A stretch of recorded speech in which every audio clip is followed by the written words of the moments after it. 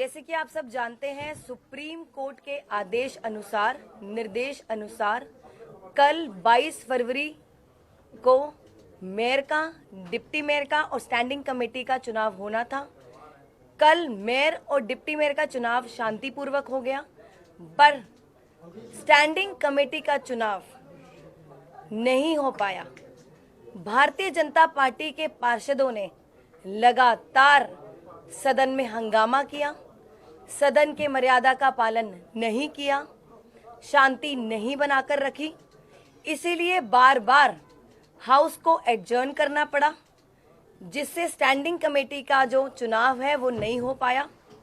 बहुत ही दुर्भाग्यपूर्ण है, बहुत ही शर्मनाक है जो भारतीय जनता पार्टी के पार्षदों द्वारा हंगामा हुआ, तोड़ फोड़ हुई, पार्षदों पर हमला हुआ, मुझ पर हमला हुआ, पोडियम को तोड़ा गया, बैलेट बॉक्स को उठाकर फेंका गया और कब्जे में लेने की कोशिश की गई, साथ ही बैलेट पेपर की जो बुकलेट है उसको फाड़ा गया।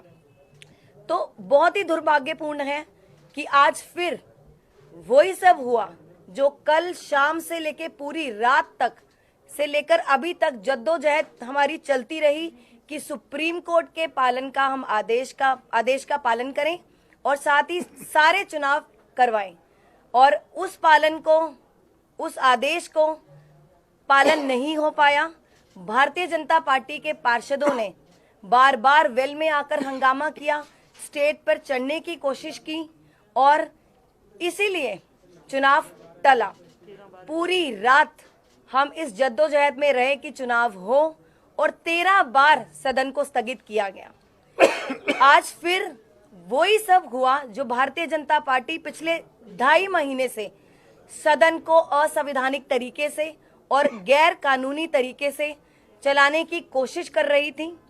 अभी भी संविधान की धज्जियां उड़ाई गई और सदन में मर्यादा का पालन ना करते हुए स्टैंडिंग कमेटी का चुनाव टला और आज फिर वही दिल्ली की जनता का नुकसान हुआ जो पिछले 2.5 महीने से दिल्ली की जनता के जो काम है नगर निगम के रुके हुए थे। इस वजह से अब फिर से दिल्ली की जनता का नुकसान होगा, हंगामे की वजह से, तोड़फोड़ की वजह से। और पार्षद जिनके मैं नाम भी आपको बताना चाहूंगी, रेखा गुप्ता जी जिन्होंने पोडियम को तोड़ा, अमित नागपाल जी जिन्होंने बैलेट बॉक्स को उठाकर फेंका और अपने कब्जे में लेने की कोशिश की, साथ ही जो बैलेट पेपर की बुकलेट है उसको फाड़ा। तो इन सब पर भी हम अगले सदन में जब हमारी बैठक होगी उस पर हम विचार करेंगे। और आज अभी थोड़ी देर पहले हमने सदन को कल सुबह तक 10 बजे तक स्थगित कर दिया। धन्यवाद। आप लोगों का कोई प्रश्न? ये सवाल लगातार सामने से आ रहा है कि आपने 47 वोटों में मोबाइल फोन्स का इस्तेमाल करने दिया, सीक्रेसी ऑफ बैलेट का वायलेशन हुआ, और अगर आप की तो फिर मोबाइल फोन्स पे बैन दोबारा क्यों किया आपने? ये उनकी तरफ जी देखिए, किसी भी एक्ट में कहीं भी नहीं लिखा गया कि मोबाइल फोन वोटिंग में बैन होते हैं, बेशर्ते वो साइलेंट होने चाहिए। तो रोका, कोई रिस्ट्रिक्शन नहीं लगाई गई थी और आप साफ साफ फुटेज में देख सकते हैं। मैंने कहा था आप अपने विवेक के हिसाब से मोबाइल फोन ले जाना चाहते हैं तो ले जा सकते हैं, नहीं ले जाना सकते तो नहीं ले जा सकते। उन्होंने बेफालतू में इसका मुद्दा उठाया।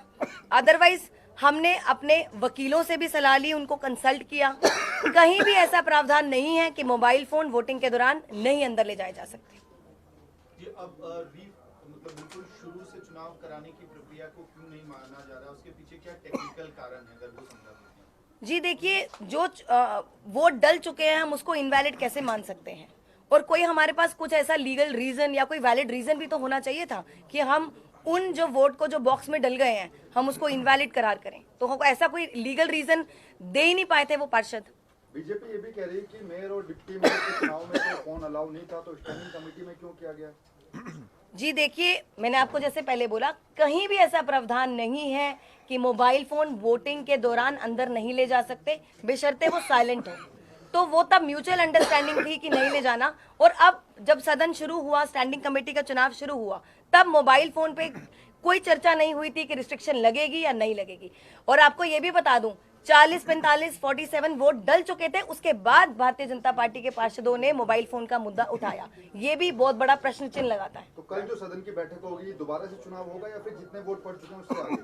जी देखिए, जितने वोट डल चुके हैं, हमारी पूरी कोशिश रहेगी वहीं से उसके आगे से वोटिंग शुरू होगी। मैम लगातार, क्योंकि कल से आप लोग यही बात कह रहे हैं कि जितने वोट डल चुके हैं उसके आगे से वोटिंग हुआ। आपने 6-7 बार हाउस भी अच्छा 13 बार है। अगर कल भी यही स्थिति बनी रहती है, क्योंकि बीजेपी दे आर सेइंग कि हमें स्टार्ट से शुरू करना है, 0 से आप 1 से शुरू करिए दोबारा। देखिए, भारतीय जनता पार्टी के पार्षदों के पास कोई लॉजिकल रीजन नहीं हुआ, कभी भी कोई वैलिड रीजन नहीं रहा अभी तक।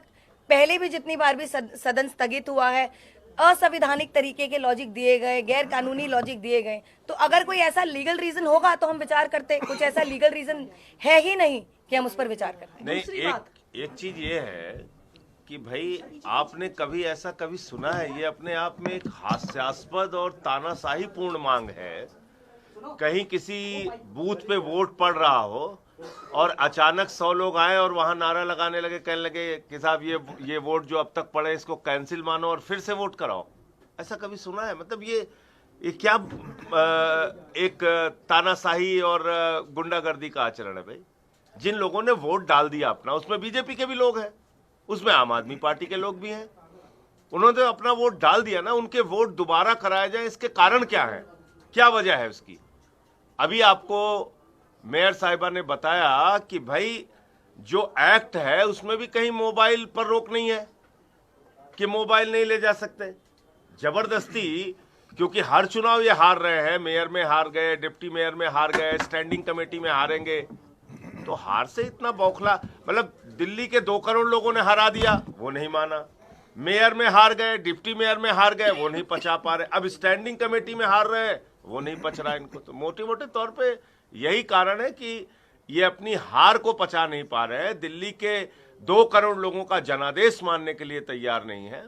और संविधान, लोकतंत्र और सर्वोच्च न्यायालय, तीनों को चुनौती अकेले ये लोग दे रहे हैं कि हम कुछ नहीं मानेंगे, हम जैसे चाहेंगे मनमाने ढंग से चलाएंगे। दूसरी बात, मान लीजिए कि 1 से वोटिंग शुरू होती है, फिर से 50 या 100 वोट डलने के बाद वो कह दे कि नहीं, अब फिर से 1 से शुरू कराओ। फिर से 50 वोट डलते हैं, वो कहेंगे फिर से 1 से शुरू कराओ।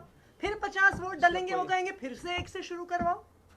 क्या आधार है कि 50 वोट जो डल चुके हैं उन वोट को इनवैलिड करार करके, उनकी काउंटिंग को इनवैलिड करार करके फिर से वोटिंग शुरू कराया जाए? ये कैसा प्रेसिडेंट है? आप हमें लोकतंत्र में ऐसा प्रेसिडेंट दिखा दीजिए कि बिना किसी कारण के जिनके वोट डल गए हैं उनको कैंसिल करार कर दिया जाए।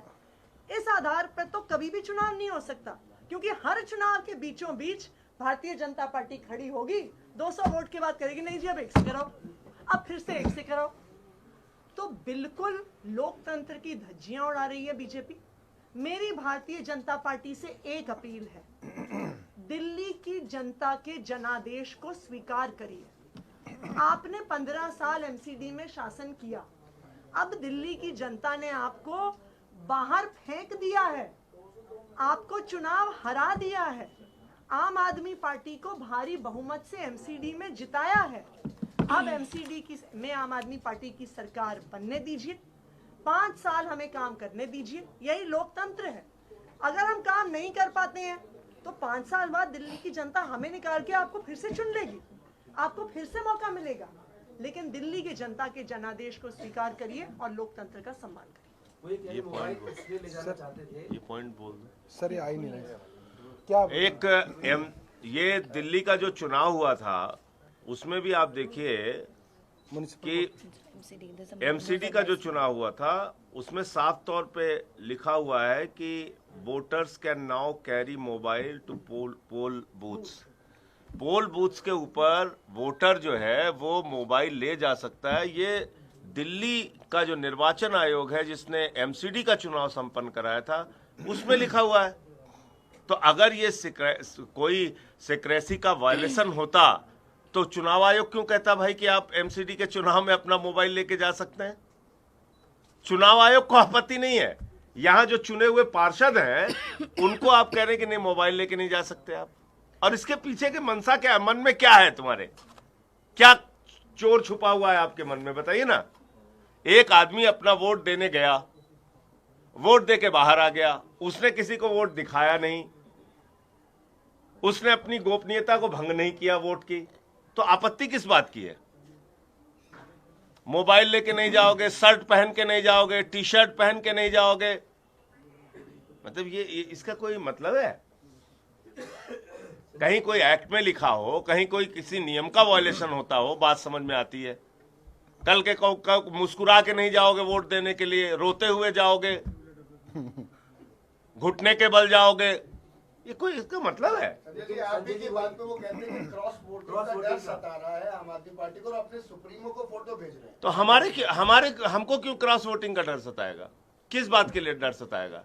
आपने देखा नहीं अब तक, मेयर में कह रहे थे हमारा बनेगा, बुरी तरह हार गए, डिप्टी मेयर हमारा बनेगा, बुरी तरीके से हार गए, एल्डरमैन को वोट करा लो, सुप्रीम कोर्ट ने तमाचा मारा।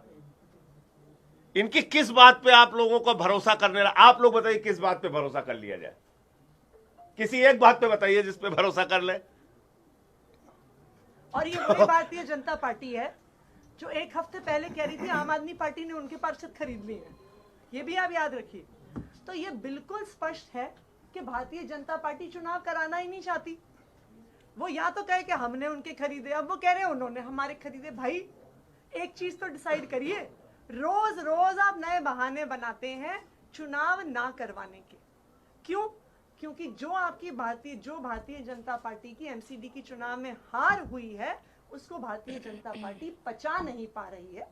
हमारा उनसे एक ही आग्रह है, दिल्ली की जनता के जनादेश को स्वीकार करिए, 5 साल विपक्ष में बैठिए। ट्वीट किया था।